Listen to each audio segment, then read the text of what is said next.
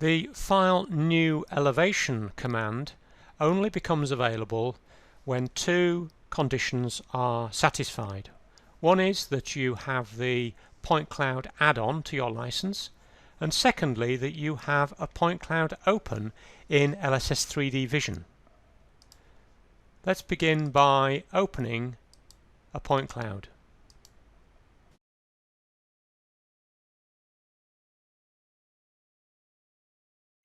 We can now select New Elevation. We select a survey name,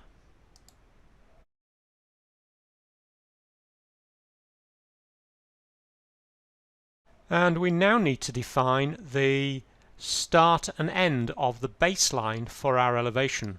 And what you may have noticed is that the 3D Vision point cloud view is split into 3D view at the top and a horizontal slice at the base. This allows us to very quickly and easily select the baseline either from the horizontal slice or from the 3D view. If we select the start and end baseline points from the horizontal slice, then it will not snap on points in the point cloud. Whereas if we select them from the 3D view, then it will snap on the points based upon the search sphere settings.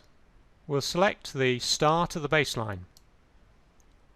As you can see, the search sphere has appeared, and we can select the points in the 3D view, and you'll also see the point appearing in the slice view as well. Now that selected point has to be within this yellow box, which is the thickness of that horizontal slice, and at the moment that box is 1.5 meters thick.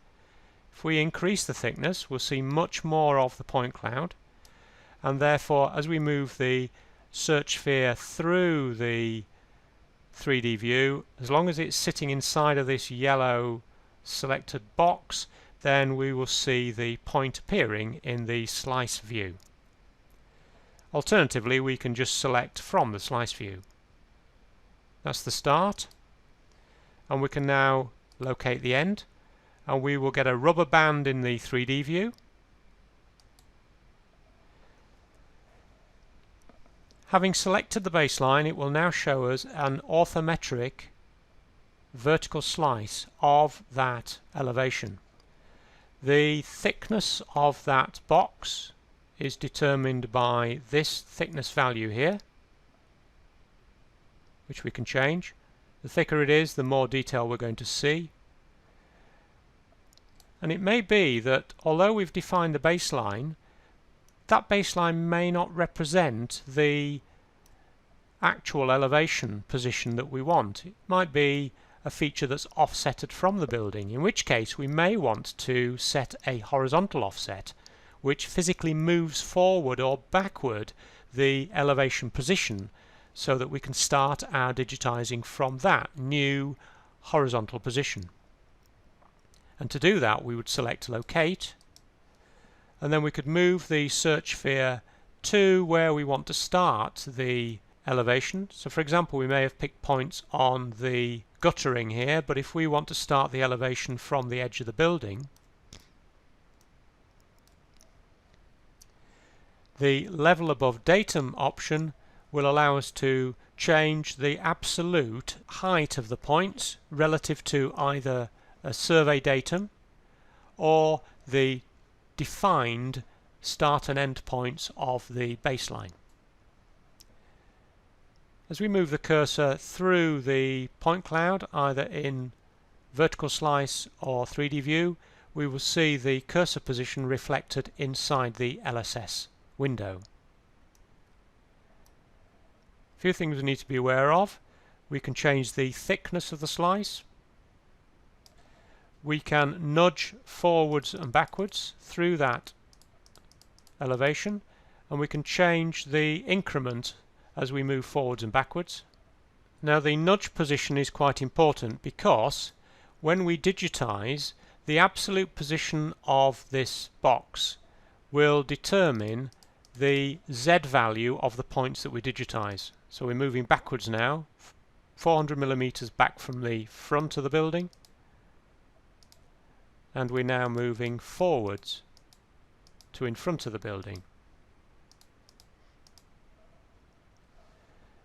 We have two main commands available to us to begin with. We can digitize new points and links, or we can digitize rectangles. And as we start adding extra points into the elevation survey, so the CAD Pro commands will become available. We'll start off using the 2-point ortho rectangle, and as I explained when we defined the baseline, if we're digitizing from the 3D view, we will be using the search sphere, but if we're digitizing from the slice view, we won't be snapping on any points. So that's 2-point rectangle.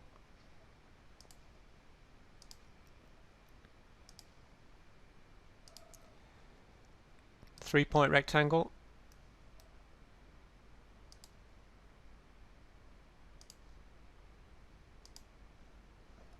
And you will see the absolute position of these points in 3D will be determined by that baseline. For example, if we were to come forward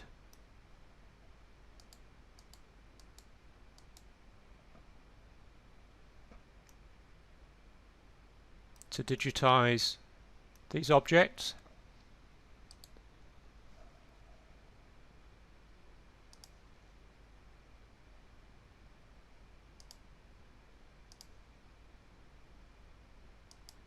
then you'll see that their position is in front of the window positions.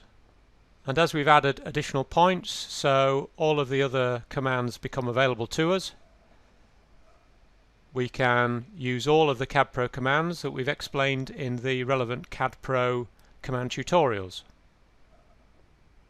We can reset the view back to the baseline position at any point, and we can also locate the nudge position from the 3D view.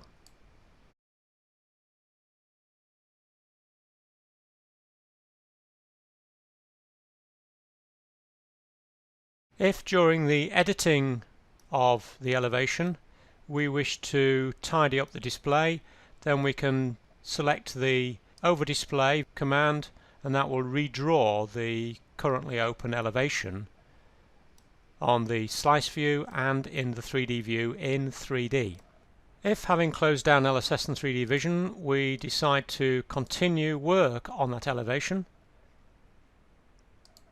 we can select the elevation from System Manager.